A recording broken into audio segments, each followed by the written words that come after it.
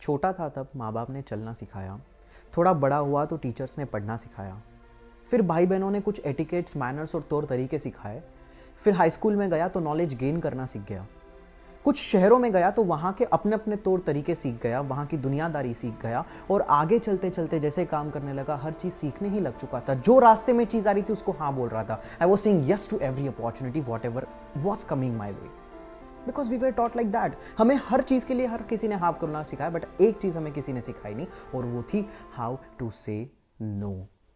ना बोलना किसी ने सिखाया नहीं।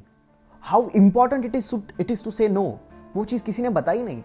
इमेजिन करो, ईस्ट इंडिया कंपनी जब हमारे भारत में आई थी तब अगर उसको इंडिया मना कर देता तो शायद ब्रिटिशर्स हमारे ऊपर राज ही नहीं करते, because we didn't say no.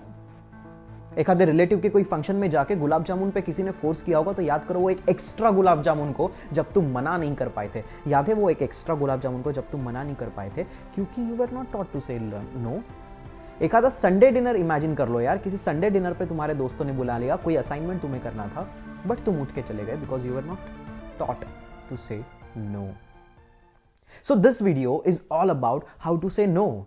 आप जो बोल रहे हो कि हाँ भाई कृष्णा तेरी बात तो सब सही है कि ना बोलना बहुत जरूरी है, but how to say know that is very important, वो तो कभी किसी ने बताया नहीं। It's very difficult. किसी को ना बोल दे तो उसके सेंटिमेंट्स हर्ट हो सकते हैं, आसान चीज तो बिल्कुल नहीं है। तो कैसे किसी को ना बोले? कल भी मैं मेरे रूम में आया, मैंने फटाक से दरवाजा खोला, मैंने मेरी चेयर पुल की, मेरे डेस्क पे बैठा, सोचा काम चालू करता हूं, and then this thing happened and I couldn't say no to her. मैं उससे बातें करने लग गया। अभी ना कैसे बोलना है, I will divide this conversation into 2 topics. अगर मैं उस टाइम पे शायद मैं मेरा डोर लॉक कर देता था तो मेरी माँ का आवाज मुझे नहीं आता था और मैं उसके काम में नहीं जाता था, मैं मेरे काम पर फोकस करता था। या फिर मैं फोन का DND मोड ऑन कर देता था तो शायद मैं मेरे फोन को या मेरे कॉल्स को मना कर रहा था। I was saying no to them, so my activities matter the most. So this whole conversation will be divided into 2 parts. The first one is how to communicate the compulsion. That is communicating the compulsion. अभी communicating compulsion क्या है? आप एक बात बताओ, जब आप बचपन में किसी क्लास में जाते थे या फिर तुम्हारे कोई स्कूल के क्लासेस होते थे और तुम्हारा दोस्त तुम्हें खेलने बुलाता था तो तुम जा सकते थे क्या? या फिर कोई चीज जिसको तुमने कंपल्शन बना दिया है, और वही अगर तुम सेल्फ स्टडी कर रहे हो और किसी ने तुम्हें बुला लिया कि चल कृष्णा थोड़ा सा बाहर चल लेते, तो शायद there is a high probability कि तुम उठकर चले जाओ, क्योंकि सेल्फ स्टडी को कभी कंपल्शन हमने जताया नहीं. We never showcased it as a compulsion. तो now onwards whatever is your priority should be showcased as a compulsion. Imagine आपका 4 से 6 में कोई सिंगिंग प्रैक्टिस है या आपका कोई ड्राइंग सेशन प्रैक्टिस है, तो शोकेस टू पीपल कि ये आपके लिए इतना इंपॉर्टेंट है कि आप इसको कंपल्शन बोल के चलोगे, आप इसको छोड़ नहीं सकते. So this is the first thing, communicating the compulsion. And the second thing which is very important but very difficult also.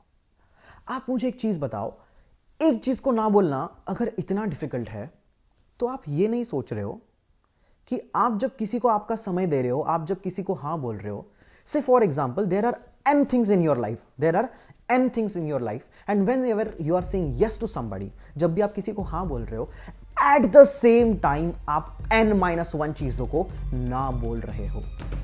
So for example आपके पास 100 चीजें हैं और आप एक को हाँ बोल रहे हो, तो आप 99 चीजों को, for 99 things you are saying no, and obviously saying no to so many things is way more difficult. So you have to change your perspective from here onwards. आपका जो पर्सपेक्टिव रहेगा वो आपको बदलना पड़ेगा.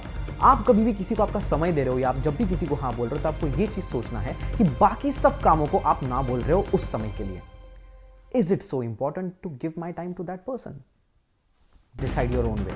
So now onwards, how to say no. There are 2 things. First of all, communicating the compulsion, and the second one is n-1 approach. आपका approach हमेशा n-1 की तरफ से होना चाहिए. And from this whole communication, I'm going to tell you that this simple hack can save your time a lot, because आप ना बोलना सीख जाओगे. So with all, I'm just ending this video here right now. The time management series 6 video अब तक हो चुके हैं. The 6 videos are up, including this one. One more video will come up soon. And yes, do like, share and subscribe to this YouTube channel if you think these practical hacks are going to help you along with it. With that said, Krishna Rathi signing off. Thank you so much.